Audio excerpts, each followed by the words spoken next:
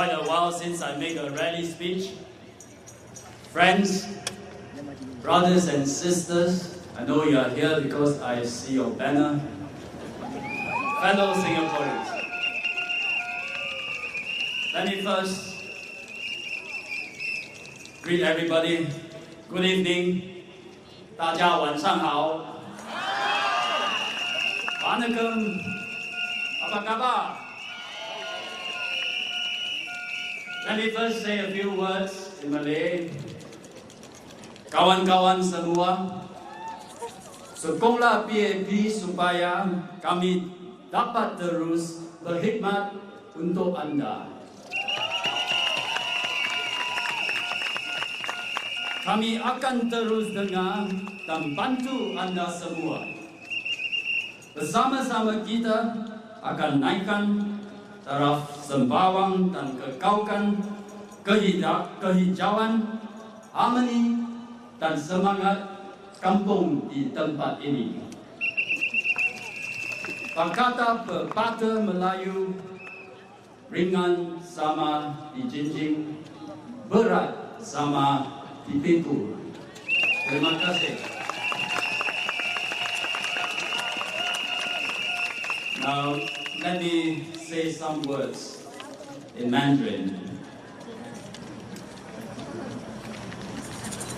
我父亲叫王延丁，很多朋友也知道我父亲是老左。那是个动荡的年代，当时候他跟许许多多华校生一样，关心局势，投入政治，为的是什么？为的只是一个信念，什么信念？就是我们生长的在这个国家，不能作为殖民地政府的二等公民，这就是他们的信念。那个时代，热血青年，无论思想是左还是右，他们都对这片土地呢，献出了他们的青春，献出了青春，做了他们有一定的贡献。为了什么？就是要建立一个属于自己的家园。那几十年过去了，过去的政治分歧也不存在。新加坡50年来，在世界的舞台上干出了辉煌亮眼的成绩，我们有目共睹。这一切来得不容易。我们要珍惜先辈努力得到的成果吗？当然需要，当然需要。捍卫我们所得来不易的成果，是我们年轻一代对先辈的责任。创造更好的未来，是我们对下一代的责任。这就是我从政的动力。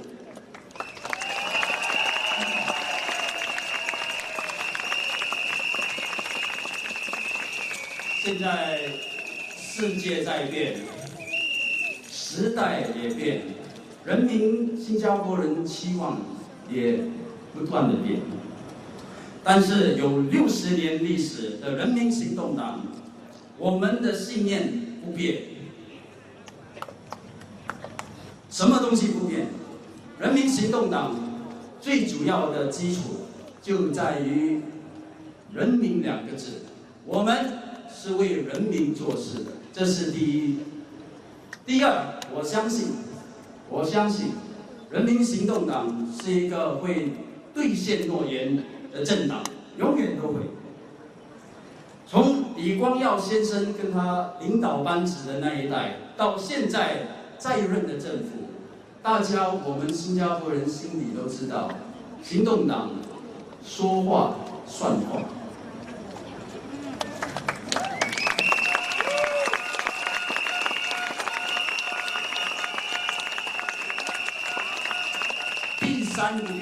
第三不变就是政府跟人民之间的默契。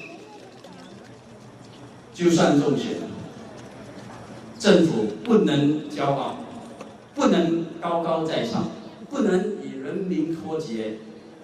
我们要不断的听取人民好的意见。听取什么意思？就是要听，也要取，不能说一次不听，两次不听，一年不听，2年不听，假的听，应酬的听，还是听了不取，这就不行。久而久之，人民会对我们失去他们的信任，所以一定要听取人民好的意见。但是呢，有些事情也要改变，做事情的方法，看待问题的角度，还有不断的征求人民的福利，这些都可以逐渐的调整，尽善尽美。但是要接受改变，我们也知道，接受改变是一个按部就班的过程，不能够操之过急，要不然必树而不达。因为什么呢？我们治理一个没有天然资源、处在这个地理的一个国家，谈何容易？也有一句话说：“一种米养100种人。”政策怎么好？政策怎么好，也没有办法完全解决所有人的问题。策划政策谈何容易？国外的大趋势不断的演变，冲击我们，影响我们。我们在这个弹丸小国，在世界环境里生存，谈何容易？人民都知道，做政府不容易。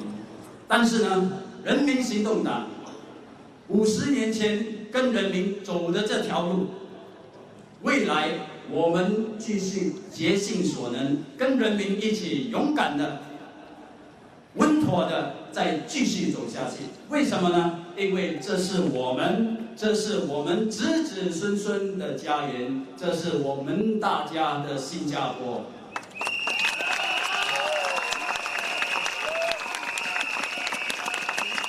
我叫王一康，今天站在这里，我恳请各位选民继续的支持人民行动党，继续的监督我们，继续的鼓励我们，把我们的团队送入国会，作为你们的声音，继续为人民造福。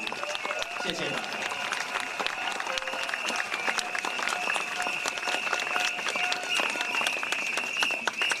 Now let me say some words in English, and I will start by telling a story, small story that happened only last week. Last week, I had a mosquito emergency in one of the HDB precincts in Yisun that is now part of Sembawang GRC. Hundreds of them were breeded and they swarmed into the HDB units. These are called Culex mosquitoes. The good news is that these are non-disease spreading, non-Aedes. The bad news is they go outside, and when they breed in the thousands. So many units and many families were having a hard time with all these mosquitoes. So there was a lady, she slept with her blanket covered her, but her arms stick out of the blanket at night when she sleeps. So when she woke up, her whole arm was covered with bites. And so she took a photo and put it on her Facebook. I heard it was stomped. So she must be wondering, how come I know? Huh? Because when you put on Facebook, everybody knows. On Facebook with WhatsApp, everybody knows. So during one of my blog visits, I paid her a special visit, spoke to her, understand the problem. So the town council quickly came in, they inspected the area. In fact, they started inspecting a few days before the Facebook post, and they discovered there was an underground drain outside the precinct. It was choked. Water is still dirty. Culex mosquito, they love that environment. It breeded in the thousands. And so we went to NEA, we went to PUB as community volunteers, and the agencies sprung to action. NEA came down. Twice a week, they will go into the drain and spray and fog and kill the mosquitoes. Why they do twice a week? Because the breeding cycle is 7 days. You do twice a week, you break the breeding cycle. PUB came down, they found out where the choke is, they clear it, water is flowing now. NEA, in addition, they went to every household that's facing the drain and zapped the mosquitoes to death. So, the situation is now under control, but we are watching it.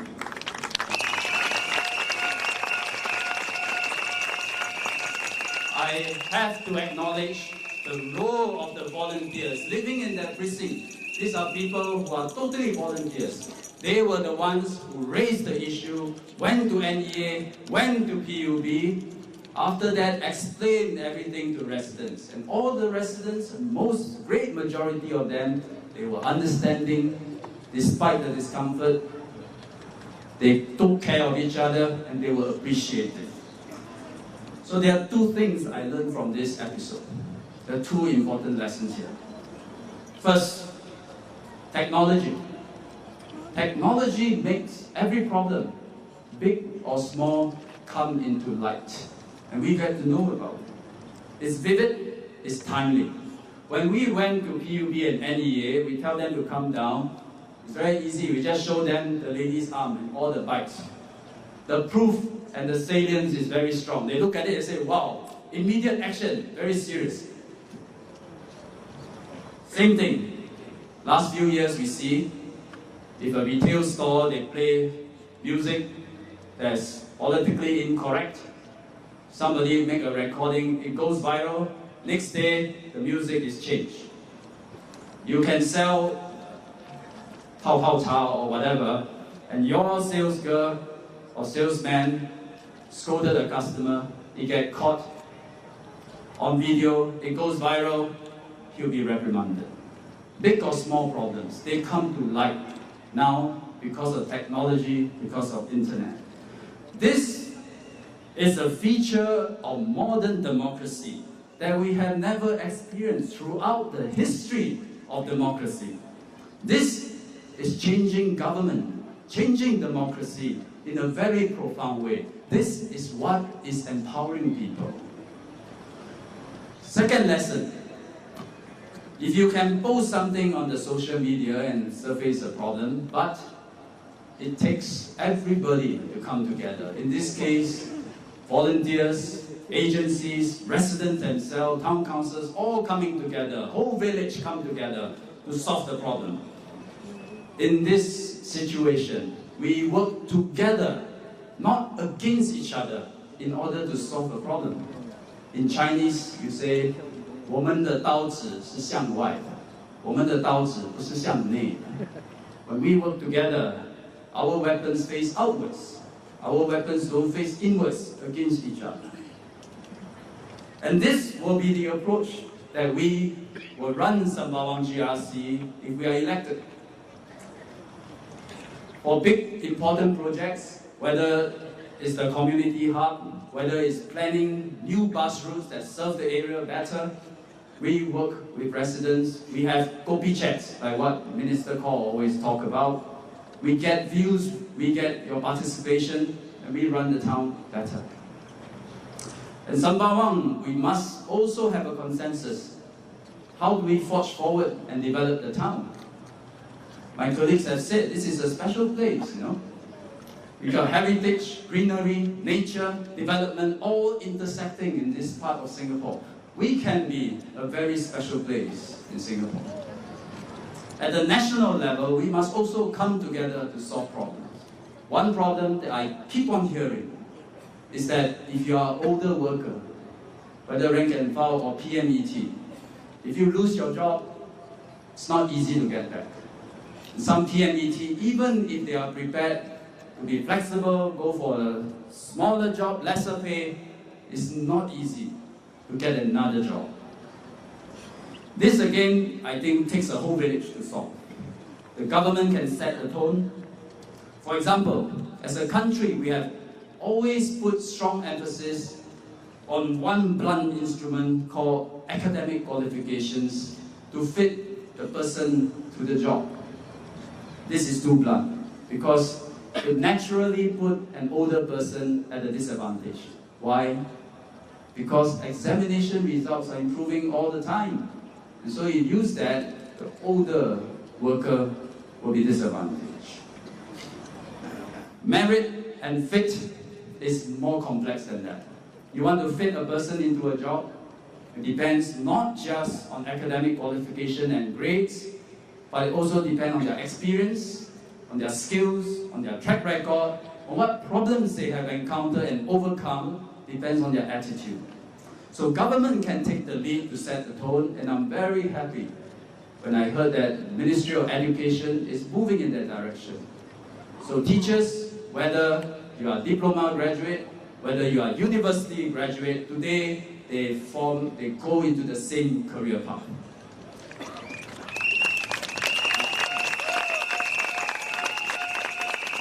Industries as well.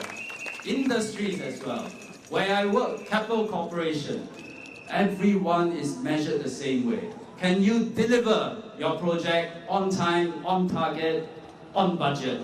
That is what gets you ahead, not your PSLE, O-level, A-level, or university results. It is on-the-job performance. The HR community must also do its part. You can't sort out applications based on academic qualifications, and worse, sort out based on age. That should be thrown away. Learn the strengths, learn the experience of every applicant, and find the best fit. Then our older workers will be well recognized. And on the workers' part, everyone will continue to upgrade, improve your skills, and make yourself a better worker. Together we can solve this problem.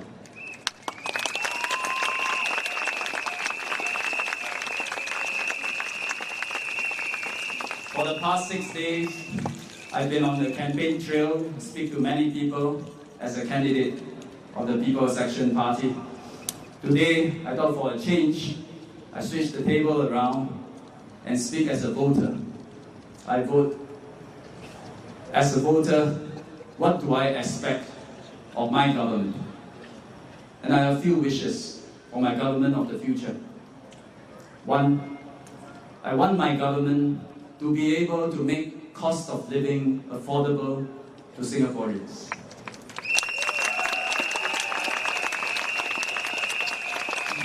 I know costs sometimes can't be helped, it will go up, but if income goes up faster, cost of living is okay. And the government can do a lot. For example, by providing housing that is affordable to the masses, to us, to my children, providing a healthcare system that's effective and affordable, providing a transport system that gets us place to place with ease, providing a good education system. All this help us with cost of living. And all these are important policies. I would like a government that actively help the disadvantaged, the low income, the elderly and the frail, so that they can live their life with dignity and with as much independence as they can. I like a government that provides good preschool and national school education for our children, so that every kid, every child has a good start in life.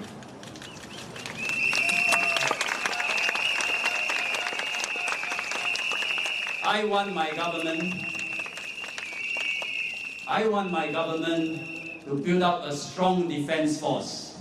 Don't cut the budget, build a strong defense force. So that at every national day, we see the plane fly past, we see our equipment go by. In the international community of nations, we stand tall, we stand proud. I want a strong defense force.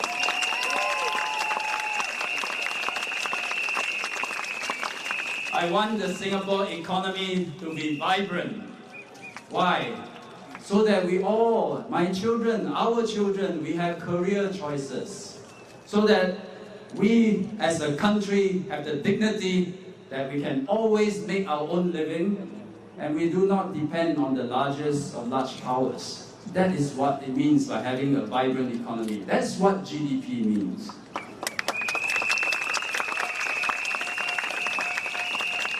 I want to see us all together, our identity grow and flourish.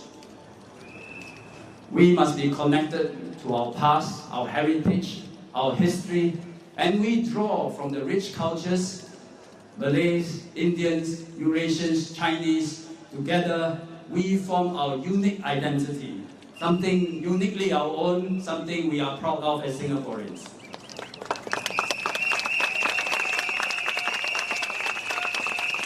I like to see genuine diversity of opinions when we make national policies, so that when we move forward, we have a stronger consensus. We are surer that whatever policies we make, we improve the lives of Singaporeans and we deliver results. I don't want democracy for democracy's sake. I don't want debate for debate's sake. I don't want to blindly follow Western liberal systems like the US or anywhere else.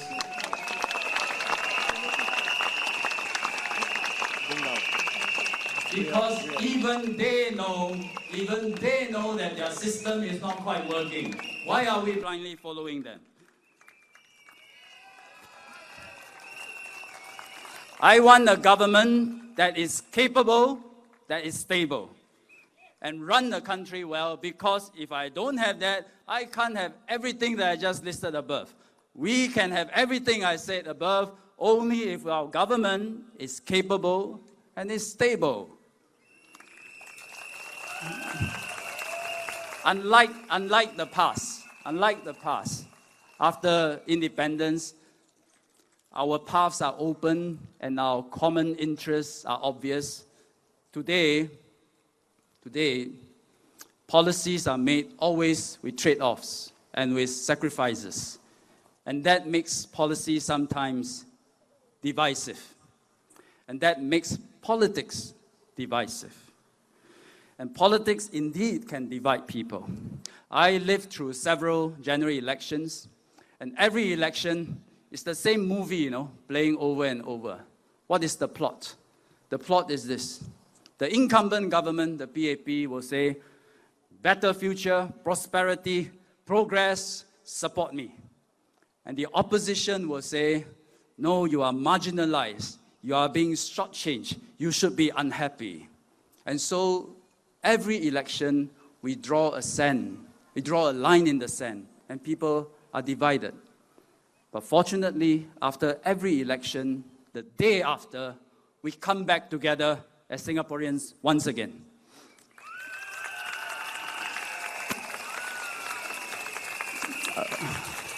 But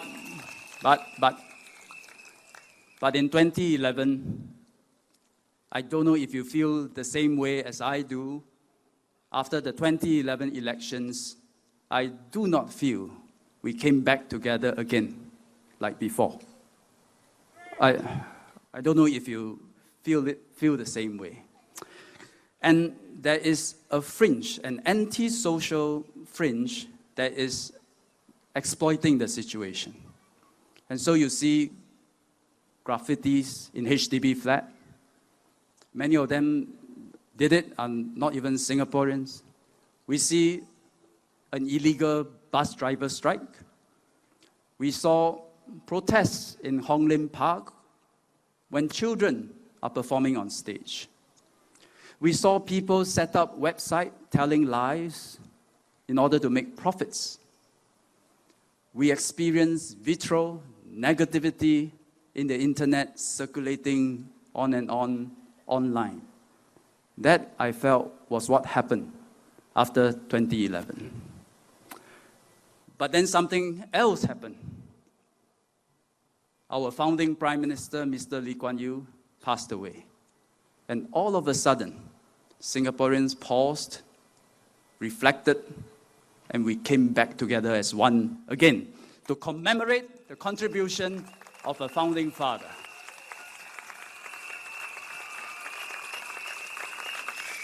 This was his last gift to Singapore. In this general election, you have the power to write the last chapter of the PAP government or to write the first chapter of a new PAP.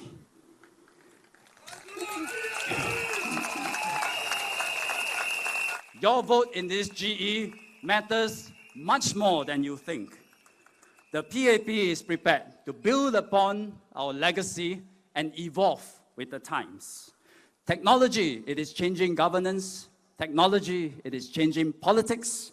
And we need now, more than ever, to work together. So above all, I want Singapore to be united, to be a united society. And PAP has always been the party working towards unity. We stand for progress, we stand for prosperity, we stand for peace, and above all, we stand for a united Singapore. And that is why, in this general election, our manifesto, we say, we work with you, we work for you, we work for Singapore. Thank you.